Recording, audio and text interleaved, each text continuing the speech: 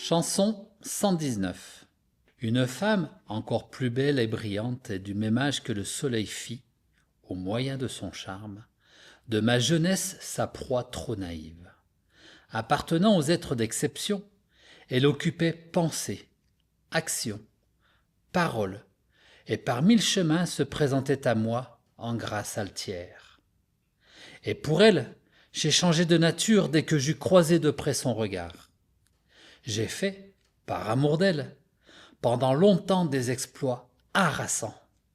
Et j'ai fini par arriver au port pour y vivre longtemps pour elle, quand les autres me croient mort. Cette madame, pendant si longtemps, m'a entraîné, brûlant d'un jeune amour. Je comprends maintenant. Et rien que pour me mettre à rude épreuve, en me révélant son ombre ou son voile, des tissus, mais jamais son vrai visage, et moi, hélas, croyant en voir beaucoup, je passais ma jeunesse satisfait. Ce ressouvenir m'est cher. Mais quand plus tard, je découvris ce que, et je dis bien plus tard, ce que jusque-là elle n'avait jamais montré d'elle, je ressentis au cœur un froid glacé. Je sens et sentirai cela toujours près d'elle. Ni la peur ni le froid ne m'empêchèrent de donner à mon cœur la hardiesse de me jeter à terre, pour gagner de ses yeux plus de douceur. Elle avait déjà enlevé son voile et me dit, me regardant, « Mon ami, tu vois que je suis belle et te demande si tu es trop vieux. »« Madame, dis-je alors, l'amour est né il y a longtemps et m'a enflammé.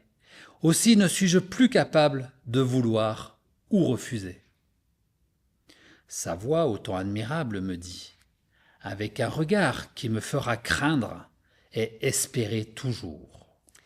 Dans la grande foule du monde, il est rare qu'entendant parler de ma valeur, homme ne sente au fond du cœur vibrer un peu, du moins une étincelle. Mais mon ennemi, haïssant le bien, l'éteint aussitôt. Toute vertu meurt.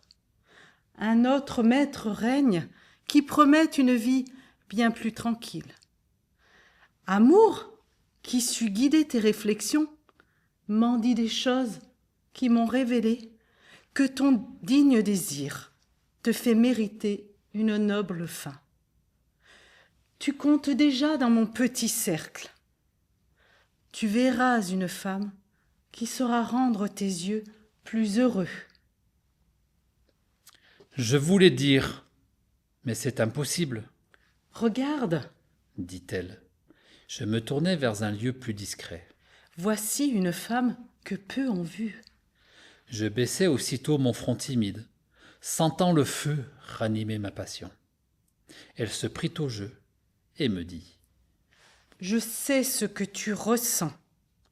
Comme le soleil, de ses puissants feux, éclipse aussitôt les autres étoiles, ma vue te semble ainsi moins belle auprès d'une telle splendeur. Mais je ne te chasse pas de mes feux, car elle et moi venons, elle en premier, puis moi, d'un même ventre. Le nœud de honte qui avait bloqué ma langue dès que madame exprima tout d'abord son dédain, se rompit quand j'ai compris qu'elle avait compris. Je dis, si est vrai ce que j'ai entendu, heureux le père et le jour qui ont orné le monde de vous, et le temps où je vous suivais. Si je me suis détourné de la voie, je m'en repens plus qu'il ne semblerait, mais si j'étais plus digne de mieux vous connaître, j'en brûlerais. Elle réfléchit en me regardant de ses tendres yeux fixes, qui touchèrent directement mon cœur. Comme il plut à notre Père éternel, chacune de nous est née immortelle. Mais à vous, il n'importe, car mieux valait pour vous qu'il n'en fût rien. Aimée, belle, jeune et si gracieuse, nous le fûmes un temps. Mais il est l'heure pour elle de rejoindre l'antique séjour d'où elle provient. je ne suis qu'une ombre. Voici qu'est dit tout ce que j'ai pu te faire comprendre. Elle reprit sa marche et dit, Ne crains pas que je ne m'éloigne. cueillant une guirlande de laurier dont elle couronna mes tempes et mon front de ses deux mains. Chanson, à qui te trouverais obscur, réponds. Peu m'importe. Bientôt, j'espère qu'un tout autre message rendra la vérité avec clarté. Je ne suis venu que pour réveiller le monde, si celui qui m'a dépêché ne m'a pas grugé.